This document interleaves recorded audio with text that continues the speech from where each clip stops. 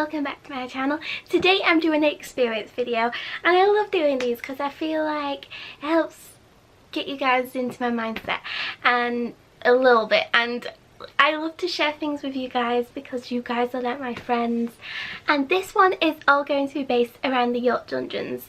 If you guys have ever been before, I would want to know what your experience of it was as well.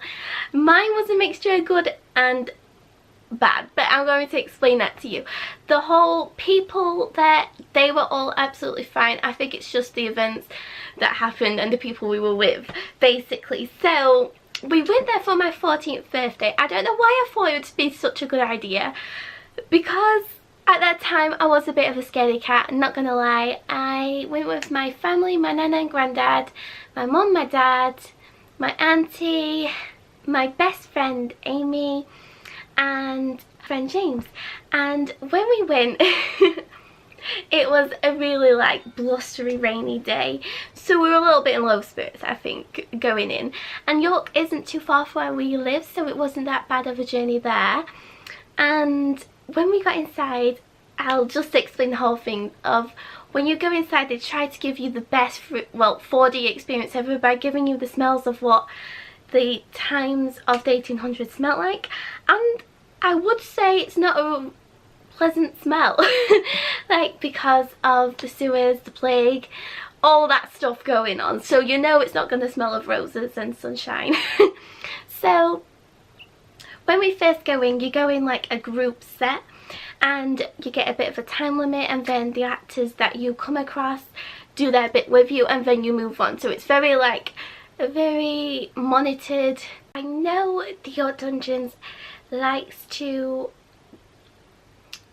change it up a bit. Like, I know the exhibits do change, they modify the classics, so I don't want to give too much away, but hopefully the ending is all different now, so hopefully hopefully I won't be ruining anything for you guys.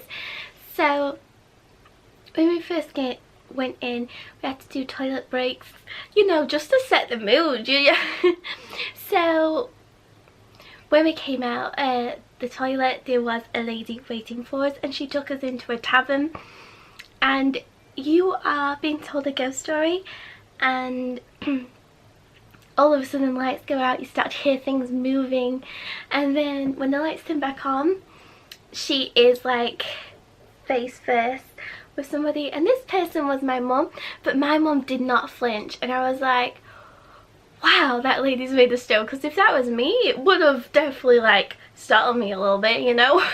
See, so, but maybe she could hear or sense her, because sometimes you can, in the dark, you can feel if something's quite close to you, can't you? So as we come along to the next one, which is like a trial, like the judge is up there who's an actor, and he picks anyone random to go up on the stalls and be guilty of something. And me and my best friend were like, just look down, because luckily enough it was quite dark, so we were like, we had the intention, if we look down you won't even recognize us. But it was like the awkwardest time, because nobody really wanted to go up because they didn't know what might happen. And the last cave I went up, talked with the judge, and we didn't think anything of it until later on, when a lady went up to the tour guide and says, I've lost my son. He went, well, what does he look like? And he says, he's small and got a flat cap. And he said, is that him, love? Pointing to my dad. He went, no, it's not me.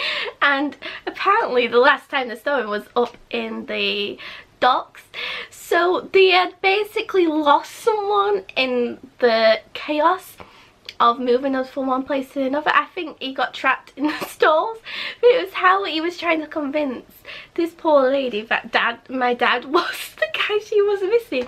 The poor lady. And then we had to sit through torture devices.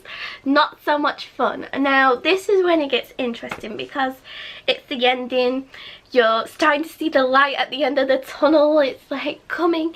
Oh, before that, So we end up going to where the Romans are in this setting, and my Auntie Michelle, I have to say, she did not want to do it. She did not want to do it at all. She thought the whole experience is something that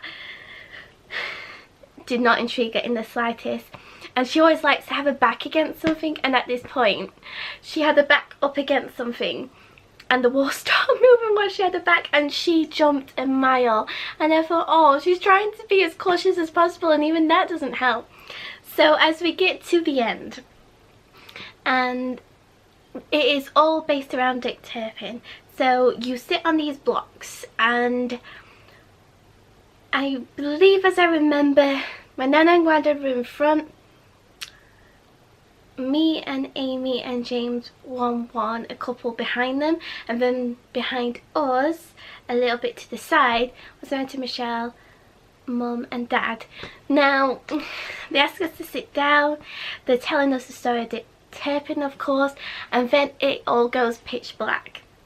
Now, and it's kind of like surround sound, like you're hearing footsteps all around you and sounds that sound like it's right here. And oh my goodness, it sounds very, you're very on the edge of your seat, because you're like, is there going to be someone that pops up? And then it was like a whole chain of things happened.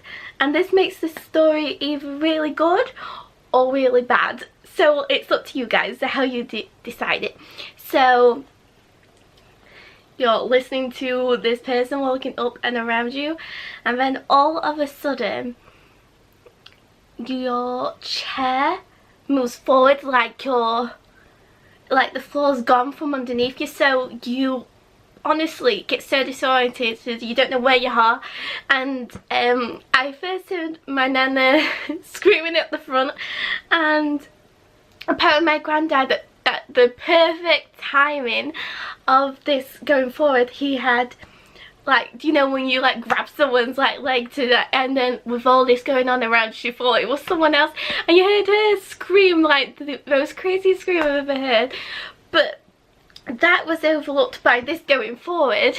And then as we were going out, we saw well, I didn't realise this at all, and I'm so sorry to whoever this did include, but as we got outside, my auntie went, I punched someone, and we went, you what?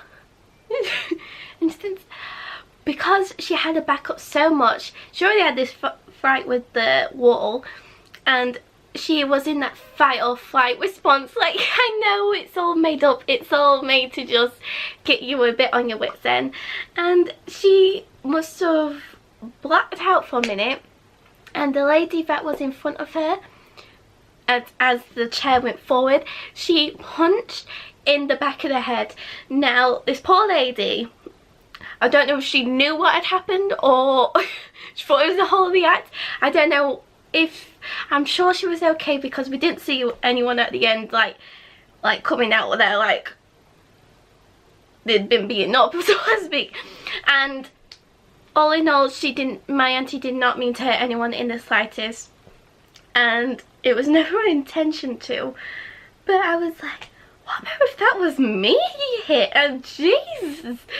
So it kind of like, you can either see the funny side of it, or you think, well, it was a bit uncalled for. You could see that side. But honestly, when you're in those situations, you don't know how you're going to act, do you? And honestly, the lady was fine at the end, because they double checked. They didn't like say, hi, I'm the one that punched you. They didn't say that. Or sucker punched you in the face. They didn't say that. They just had a look and see, and she seemed fine. It just seems like the craziest thing to happen. I don't know how something like that can happen. But I thought it was like a fun little experience to share with you guys, and something a bit out of the box. And honestly, it was like a really good day. I think after that we did a little bit of shopping. We then also went to a place on the cobbles which was meant to be a haunted house and you go all the way around it, and that was purely amazing. And I would tell you the details of it, but it's closed down now, which is very, very sad because it was a big memory for me going into the house, because you go to each room, most haunted have been there, and each room you go in, there's like an audio device that tells you what happened in this room at this time, and that was really fun. So for 14th birthday, it was really, really eventful. I adored the day. It was lovely to spend it with family and friends, and honestly, do not worry about, no one was really that harmed. It was more just the shock. So I really, really hope you guys enjoyed this video, and I hope it made you think you want to go and experience it for yourself. And I hope you guys have a lovely day, and I'll see you guys in my next video. Bye!